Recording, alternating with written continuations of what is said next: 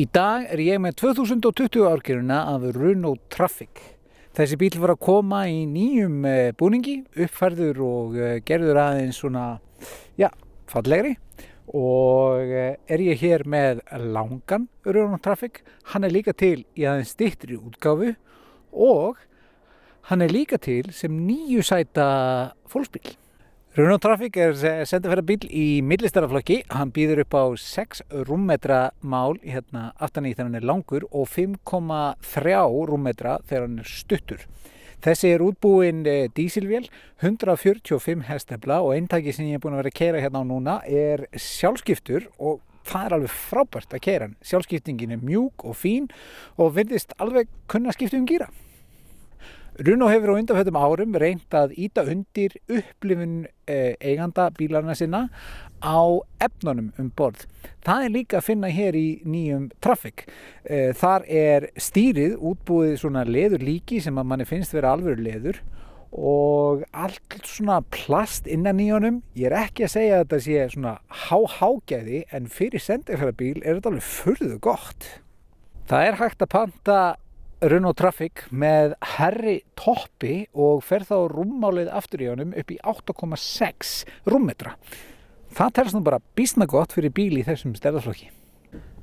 Að koma sér inn í Renault Trafic ekkert mál. Hér í hurðarópinu ágætis þrep fyrir bílstjóran og gott handfang á bílstjórahurðinni. Þannig að henda sér inn ekkert mál. Á bílstjórasætið, það ekkert mál að stilla það á alls kyns vegu. Hér síðan armpúði fyrir hendina sem við getum stilt á góða hæð. Nú, eins og ég sagði áðan, þá bílinn sjálfskiptur, 145 hestafla dísil og það alveg nægt power. Hann útbúinn cruise-kontróli, blátannar búnaði í þennan snertiskjá hérna sem Íslandskorti. Það risastór sólskyggni. Og hérna farþegamegin þá svona risastór spegill til að sjá á blindhoddið hér þar sem að myndavélin stendur. Engar handtækt og þægilegt. Hvað meira, það hólf ofan á miðjum mælaborðinu fyrir alls kyns blöð og dót, ofan á því líka hérna alveg í endanum og hanskahólfið sjálft mjög stórt. Sniðasta hólfið samt ekki að finna strax hér. Það að finna hér. Þetta hérna nefnilega ekki bara sæti. Ítir á eitt handfang hérna og þá fellur þetta svona niður og þú færir svona ágætis vinnuborð hérna ásamt glasahaldara. Síðan getur þú tekið þetta hérna af og þá ertu komið með svona klippiborð fyrir blöð. Stingur því þarna í og þá helst það alveg kjurt. Þannig ef þú til dæmis sendill þá getur þú verið með afhendingalistan hérna hjá þér. Nú, svo getur þú líka reist þetta hérna upp, þetta lok og þá ertu komið með pláss hér fyrir fartölvu.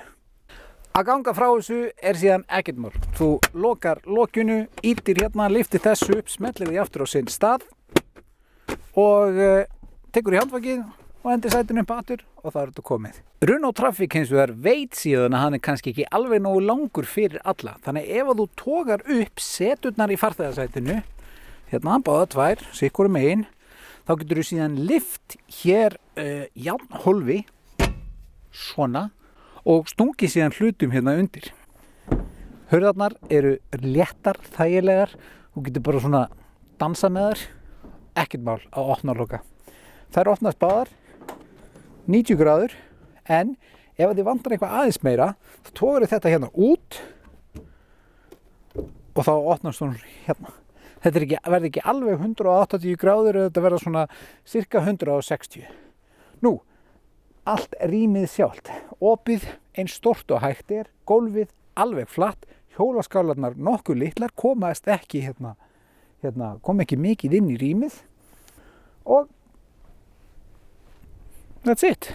Ef þú kaupir bílinn með sæti hérna aftur í, þá myndu samt koma fyrir 1 rúmmetri af farangri, kerrum, innkaupapókum, dóti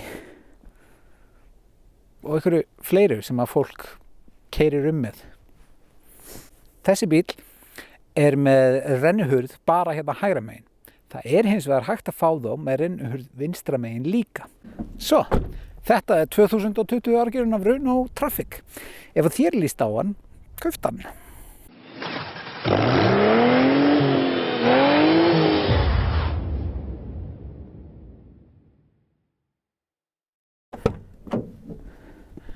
Nú að koma sér inn í Renault Master er Renault Traffic.